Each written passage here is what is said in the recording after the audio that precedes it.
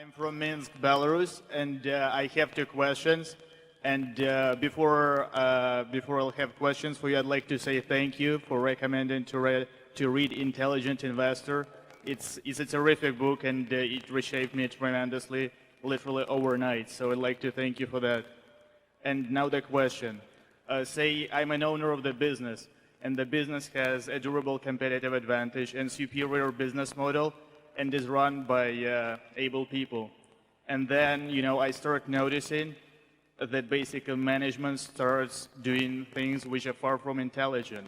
So what should I do as an owner, as an investor? Should I try to tell them how they should run the business, or should I just sit back and do nothing?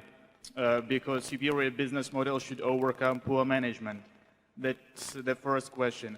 And the second question is how important is nominal experience in the business of investing? And by saying nominal, I mean the number of the actual time you've been in the business, as opposed to real experience that also includes experience you acquire from, say, Ben Graham or you or Peter Lynch when you read books. So those are the questions. On your first question, did you assume that you had control of the business, or you just owned a marketable security? Yes, if I own, say, 20% of marketable securities. Well, the situation you described is not hypothetical in the first case. And I would say that the history that Charlie and I have had of persuading decent, intelligent people who we thought were doing unintelligent things to change their course of action has been poor. Would you agree with that, Charlie? Worse than poor. Yeah. So I would say that if you really think you're in with people that have got a good business but they're going to keep doing dumb things with your money, you'll probably do better to get out and get in with people who've got a good business and you think they're going to do sensible things with it. I mean, you've got that option. Now, you also have the option of trying to persuade them to change their mind, but it's just very, very difficult. I mean, it is, that's been something we've faced for 50 years. And initially, we faced it from a position where nobody even knew who the hell we were or anything of the sort. But we've acquired a certain stature over time, perhaps, in talking on the subject, and we've written on the subject, and we still don't get very far.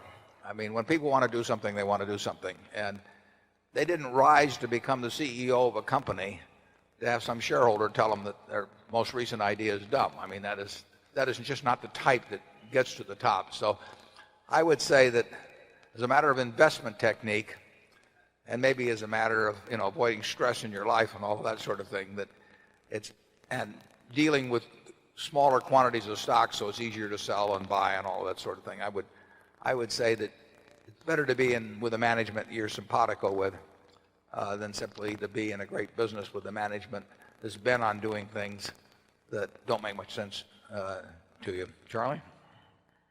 Well, I certainly agree with that. Second question,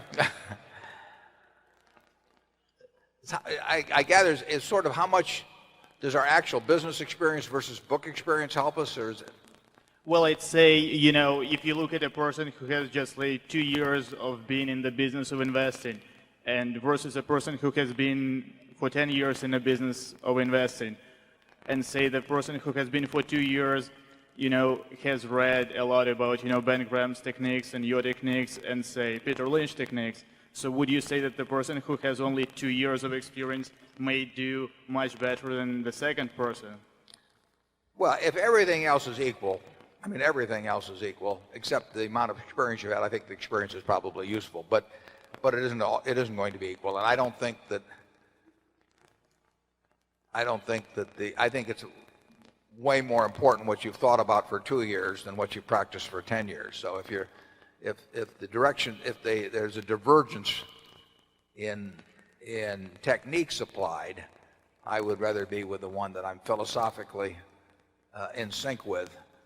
If I'm philosophically in sync with both, and one's had 10 years of experience, the chances are they will know a little bit more about more businesses if they've been around for 10 years looking at them than if they've been around for 2 years. But the biggest thing is that basically they've got their heads screwed on right in the first place in terms of how they value businesses and how they look at stocks, as whether they look at them as pieces of businesses or whether they look at them as little things that move around and that you can tell a lot by looking at charts or listening to strategists on or something of the sort.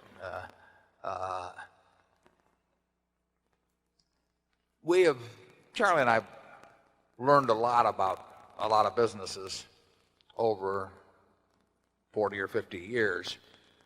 But I would say that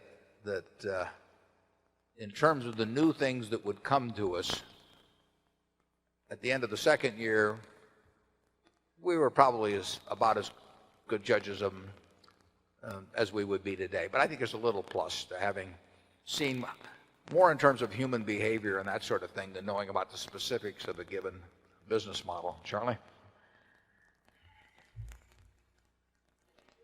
Yeah, I think that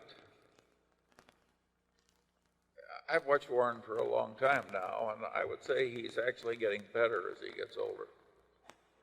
Not at golf or many other activities, but stay with generalities. As an investor, he's better. Which I think is remarkable. It shows the scale of experience matters. Yeah,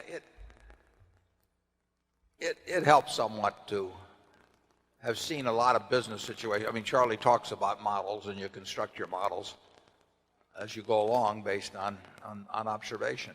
And your models will, if you're paying attention, your models will be somewhat better the more years you spent really observing and not just trying to make everything fit into what you saw the first few years.